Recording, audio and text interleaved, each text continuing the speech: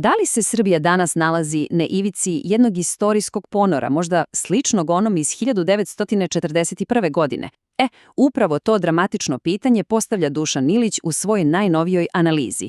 Hajde da zajedno prođemo kroz njegove ključne argumente i vidimo zašto on smatra da se sudbina naše zemlje odlučuje baš sada. Dakle, danas se bavimo analizom Dušana Ilića, naučnog saradnika sa Instituta za evropske studije. Njegovi uvidi su, moram reći, izuzetno duboki i na momente prilično zabrinjavajući. On govori o Srbiji koja je okružena novim savezima i naravno o interesima velikih sila koji se, kao i uvek, prelamaju baš preko Balkana. I sve kreće od jednog centralnog, prilično provokativnog pitanja koje odzvanja kroz celu priču. Da li istorija preti da se ponovi? Da li se za Srbiju zaista sprema nova 1941. godina? Ovo pitanje, vidjet ćete, nije samo retoričko. Ono je temelj za sve što ćemo dalje istražiti. Sad, da bismo razumeli današnje sukobe, Ilić uvodi jedan vrlo zanimljiv koncept – eshatološku geopolitiku. Šta to zapravo znači? Pa u suštini znači da se potezi velikih sila više ne vuku samo zbog nafte, gasa ili čiste vojne strategije. Ne. Sve više odluke se donose kroz prizmu proročanstva i nekih uverenja o kraju vremena. To je po njemu ključ za razumevanje dubljih, često skrivenih motiva iza globalnih kriza. Evo i kratkog pregleda onoga što nas čeka. Krećemo od pretnje nove 1941, zatim detaljno gledamo nove balkanske saveze koji praktično okružuju Srbiju. Nakon toga prelazimo na zagonetku Bugarske i njenu ključnu ulogu, pa sledi jedna, prilično kontroverzna analiza istorije bugarske nacije i na kraju, naravno, sumiramo šta sve ovo znači za sudbinu Srbije. U redu, idemo na prvi deo analize. Fokus je na novim vojno-bezbednosnim savezima koji se formiraju ovde, na Balkanu, i koji, kako se čini, iz korena menjaju stratešku sliku celog regiona. I tu dolazimo do Ilićeve centralne teze. Pazite sad. Dok je pažnja javnosti usmerena na neke unutrašnje teme, iza leđa Srbije, gotovo neprimetno, formiraju se ne jedan, ne dva, već tri potpuno nova vojno-bezbednosna bloka. Bloka koje strateški okružuju. Prvi blok je osovina Hrvatska, Albanija, takozvano Kosovo. Ilić navodi da je sporazum potpisan 18. marta, ali obratite pažnju na godinu, 2025, što sugeriše da je reč o nekom budućem, već dogovorenom aranžmanu. Cilj je, čini se, prilično jasan, stvaranje jednog snažnog zapadnog vektora pritiska na Srbiju. Druga osovina je takozvana Turska mirovna platforma. Nju čine Turska, Albanija, takozvano Kosovo i Severna Makedonija. Ovaj blok pre svega služi za projektovanje turske moći na Balkanu i, što je jako važno, kao direktna protivteža grčkim interesima u regionu. I naravno, kao direktan odgovor na turski blat formira se treća osovina, Istočno-mediteranski savez Grčke, Kipra i Izraela. Oni idu i korak dalje, planiraju formiranje zajedničke interventne jedinice, što vam samo pokazuje koliko su tenzije porasle čak i unutar samog NATO pakta. I ova slika, briljantno ilustruje celu situaciju. Srbija se nalazi u centru, okružena sa tri nova bloka. Ali pazite sad, ključni detalj, zajednički imenitelj za sve tri osovine, jeste da su sve otvorene za članstvo jedne zemlje. I to nije Srbija. Ta zemlja je Bugarska, što je automatski čini ključnim, onim prelomnim igračem u novoj geopolitičkoj jednačini Balkana.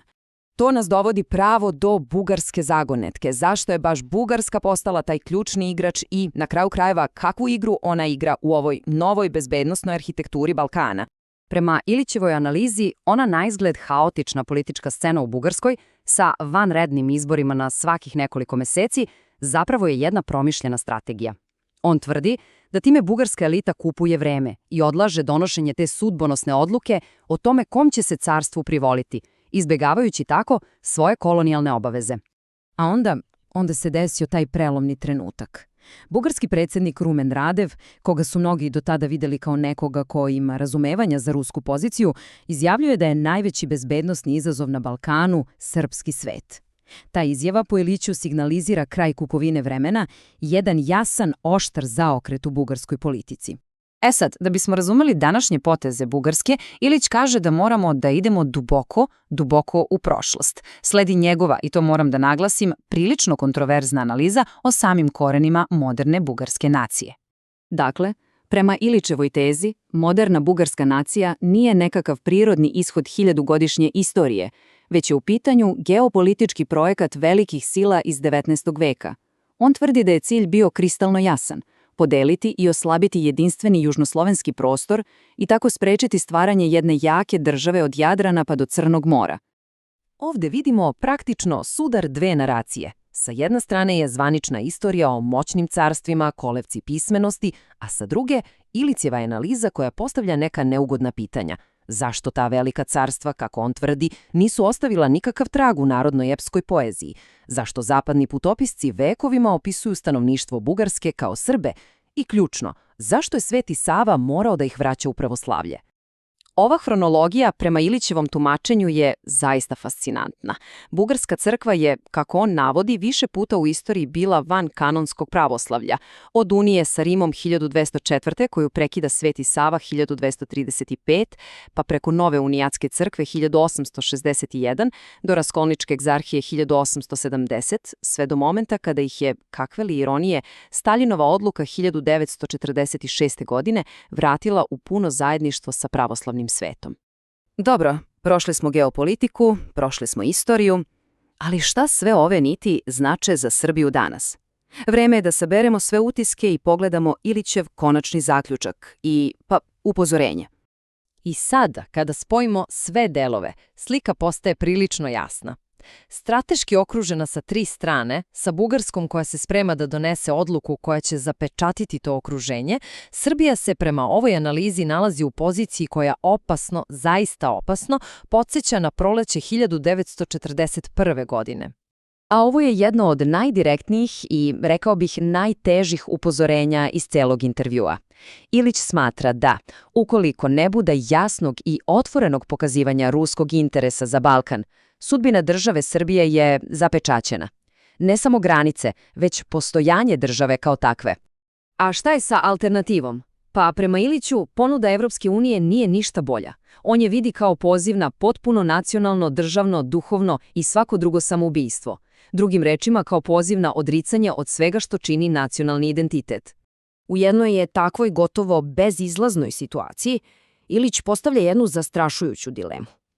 On sugeriše da bi Srbija mogla doći u situaciju da joj je potreban novi Milan Nedić. Dakle, jedna figura koja bi suočena sa nemogućim izborom prihvatila neku formu kapitulacije samo da bi sačuvala goli biološki opstanak naroda.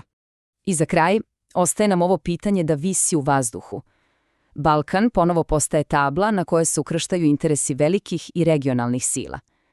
S obzirom na sve što smo čuli, ključno pitanje više nije da li istorija može da se ponovi, već da li je njeno ponavljanje možda postalo neizbežno. Hvala puno na pažnji. Ako je ova analiza bila korisna i podstakla na razmišljanje, zapratite naš kanal Geopolitika u AI minuti, lajkujte i naravno podelite ovaj sadržaj.